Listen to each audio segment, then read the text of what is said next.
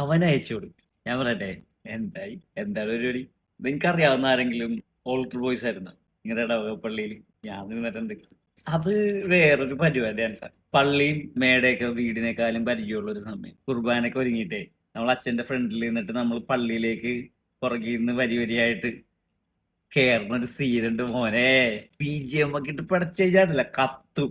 പള്ളിയിലിരിക്കണ എല്ലാരെയും ഫേസ് ചെയ്തിട്ട് അങ്ങോട്ട് തിരിഞ്ഞിരിക്കണല്ലേ, അത് വേറൊരു ഫീലാണ്. അന്ന് തൈക്കൂടം സെയിന്റ് റാഫേൽസ് പള്ളിയാണ് എന്റെ പള്ളി. എന്റെ പള്ളിയുടെ അത്രയും വലിയൊരു ബാൽക്കണി ഞാൻ അന്ന് വേറെ എങ്ങും കണ്ടിട്ടില്ല.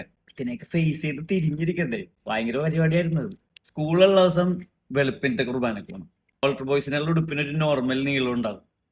ഞാൻ ചെറുതായിരുന്നതുകൊണ്ട് വലിച്ച് മേളിലേക്ക് കയറ്റി വെച്ചിട്ട് കെട്ടി വെക്കാനായിട്ട് ഒരു, എന്താണ്, കയറെന്ന് പറയാൻ പറ്റില്ല, ഒരു ചരട് ഉണ്ടായിരുന്നു. അത് വെച്ച് ഇങ്ങനെ കെട്ടി വെക്കണം. ശനിയാഴ്ച 2 കുർബാനയൊക്കെ കൂടി കഴിഞ്ഞ് കഴിഞ്ഞാലേ 5ന്റെ ഒരു തുട്ട് കിട്ടും. അതിനകത്ത് 3 രൂപയ്ക്ക് ഫ്രൂട്ട് സാലഡ്, ബാക്കി 2 രൂപ പോക്കറ്റിൽ. അതായിരുന്നു പരിപാടി. ഇഷ്ടമുള്ള പരിപാടിയും ഈ കാഴ്ചവെപ്പിന് അസിസ്റ്റ് ചെയ്യലായിരുന്നു. കാഴ്ചവെപ്പിനൊക്കെ ഫ്രൂട്ട്സ് കിട്ടണമെന്ന് ഇങ്ങനെ പ്രാർത്ഥിക്കും. ഫ്രൂട്ട്സ് കിട്ടോട്ടെ.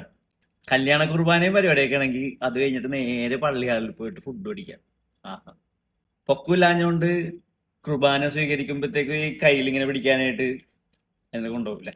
പള്ളി പണി അടിക്കാനൊക്കെ ഇറ്റി പിടിച്ചൊരു സമയം ഉണ്ടായിരുന്നു. രൂപം കറക്കണ സീനിയേഴ്സ് ഒക്കെ സ്കിൽഡ് പ്രൊഫഷണൽസ് ആണ്. അവരുടെ കയ്യിൽ അതിനുള്ള പ്രത്യേക സ്കില്ലുണ്ട്. അതുകൊണ്ട് തന്നെ ഞാൻ ധൂപം എടുത്തിട്ടില്ല.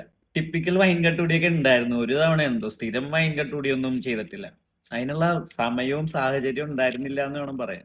മാലാഖയുടെയും മാതാവിന്റെയും പെരുന്നാളിനും പിന്നെ ഈ വിശുദ്ധ വാരത്തിനൊക്കെ അൾത്താരയിൽ അച്ഛൻ്റെ ഒപ്പം കയറിയിരിക്കുമ്പോൾ കിട്ടുന്ന ഒരു സാധനമുണ്ട്, ഒരു ഹൈ ഉണ്ട്.